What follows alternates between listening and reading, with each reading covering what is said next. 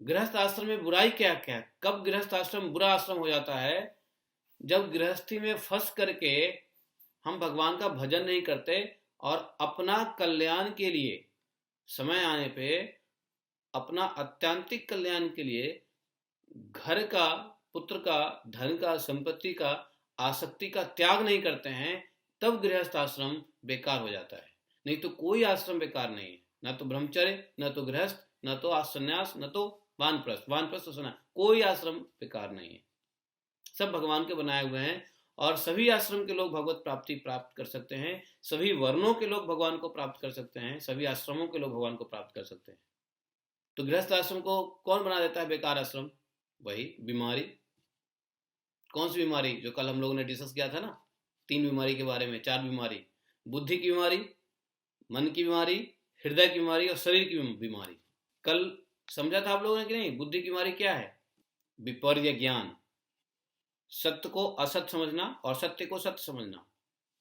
और फिर उसके बाद मन की बीमारी, काम क्रोध लोभ मोह, मद मात्सर्य। फिर हृदय की बीमारी, राग और द्वेष। और फिर शरीर की बीमारी, जिसके लिए मेडिकल साइंस के पीछे भागते हैं, BP, sugar, blood pressure, cancer और क्या क्या होता है, बहुत सारी बीमारियां होती है ना, अल्सर, दिस एंड दैट। तो शरीर की बीमारियां। तो ये बुद्धि की बीमारी, मन की बीमारी, हृदय की बीमारी और शरीर की बीमारी, ये सभी बीमारियां जो हैं आसक्ति बनाए रखता है घर संसार में। तो एक समय होना चाहिए कि व्यक्ति को अत्यंतिक आत्म कल्याण के लिए प्लानिंग करनी चाहिए कि हमको कब तक गृहस्थ में रहना है और कब तक गृहस्थ से अलग हो जाना है। अगर गृहस्थ से अलग नहीं हो सकते तो घर में ही रह करके मन से डिटैच हो जाए, ऐसा करना चाहिए। घर में रहो लेकिन मन से डिटैच रहो, ज़्यादा इंटरफेयर मत करो। जैसे ही आपका बच्चा बड़ा हो गया, वो संभाल सकता है गृहस्थी को, तो आप उसको दे करके अपने साइड हो लो। अगर क्षमता है, अगर औकात है, पैसे हैं आपके पास, तो फिर घर से दूर जाके कहीं रहो तो ज़्यादा अच्छा है। और घर से कहीं दूर जाके रहने का मतलब बेटे से अलग रह रहे हैं लेकिन उसी शहर में रह रहे हैं, क्या फ़ायदा है उसी शहर में रहने का?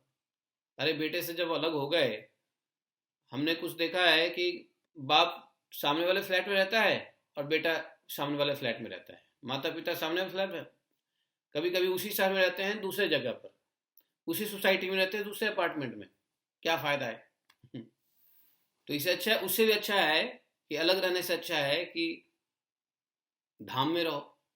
कितने, पूरे भारत में कितने दिव्य देश है, द्वारका है, पुरी है, कितने धाम है, हरिद्वार है, ऋषिकेश है, वृंदावन तो है ही।